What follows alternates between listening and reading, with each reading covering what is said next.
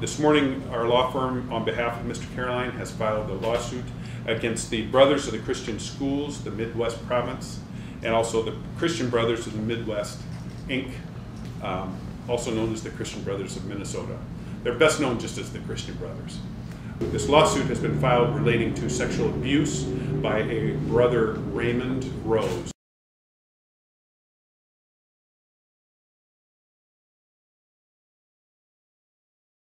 This is the 6th lawsuit here in Minnesota, and there's also another lawsuit that's been filed over in Fargo, North Dakota, related to Brother Rose. This lawsuit involved sexual abuse of Mr. Caroline back in 1970-1971 time frame. The lawsuit itself is a lawsuit for fraud against the Christian Brothers, because the Christian Brothers placed Brother Rose in a position where they represented to both Tim Caroline and his parents and all those others in the public that Brother Rose was safe around children, because Brother Rose had responsibilities to supervise children. And when they assigned him to that position, they made that representation to the community that he was safe, when they knew full well he was not safe. Brother Rose is a very dangerous man. Brother Rose would not even groom his victims. He would simply get them intoxicated and attack them. Tim barely knew Brother Rose, and unfortunately this is consistent with what we've heard in other lawsuits. That criteria and that MO makes Brother Rose one of the more dangerous predators out there. Right now, Brother Rose lives in Chicago, Illinois, near De La Salle Institute in the city of Chicago. De La Salle Institute is a high school for the kids. Brother Rose lives unsupervised right by that school, and in fact has some relationship with the school, but it's not real clear exactly what that is. Okay? I'm going to turn it over to Tim, let him tell you just a little bit about the lawsuit, what happened to him, and then of course we'll take any questions. All right, thank you. Well, I guess it all started, I was a junior high student at the time, and was a member of St. John's the Evangelist Catholic Church, and went to the Catholic grade school as a young kid, and went to Capitol View Junior High, and our church was sponsoring a retreat at the Dunroven Retreat Center. So I signed up to go to that, and we had the retreat, and it was during the retreat that I first met Brother Rose, and he invited myself and a couple of the other guys to come back to the retreat center, that he had a cabin over on the lake, and that we could stay there at the cabin. And as junior high kids, we thought that would be pretty fun, and so we received permission from our parents to go. We rode our bicycles from our home to the retreat center, and spent the weekend there. It wasn't what we expected. I guess growing up in a Catholic childhood, as a Catholic, did not expect Brother Rose to be supplying us with alcohol, and it was during the evening that he sat down next to me on the couch and put his arm around me and started caressing me and touching me inappropriately, and that was very difficult to process at the time, and didn't talk about it a whole lot at all for a number of years to anybody. And so that was my experience with Brother Rose.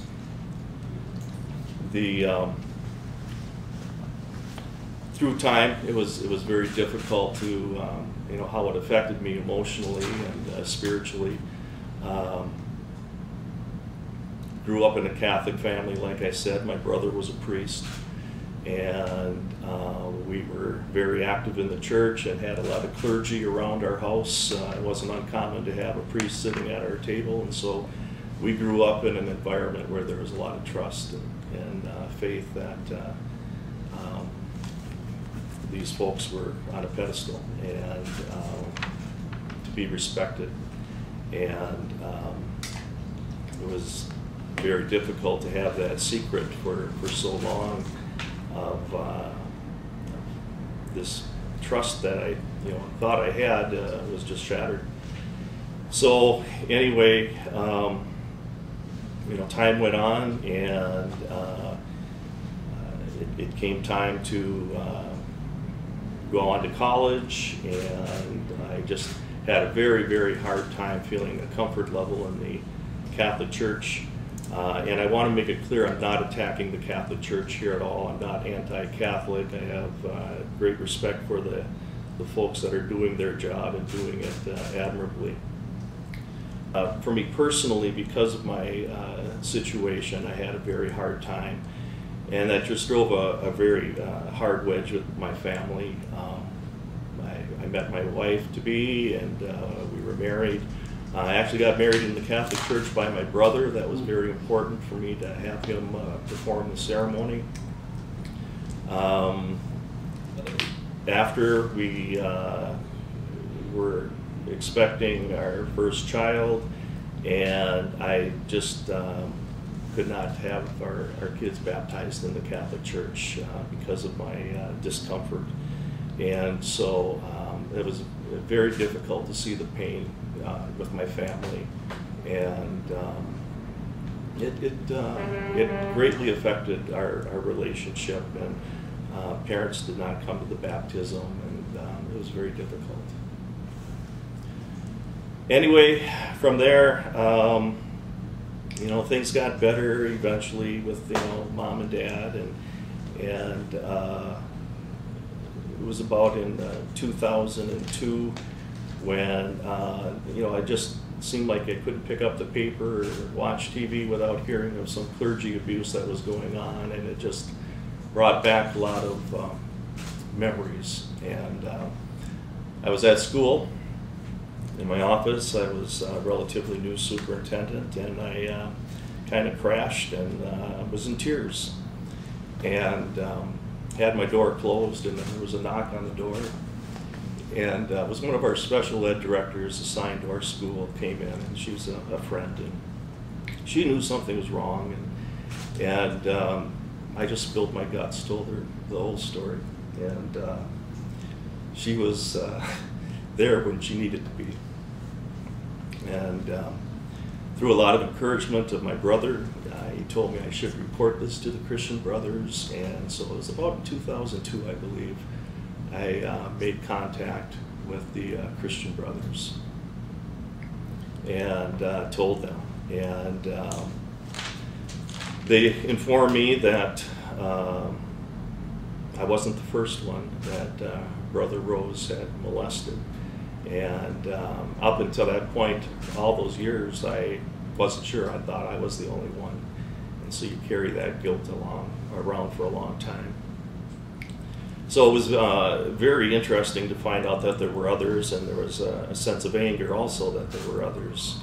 And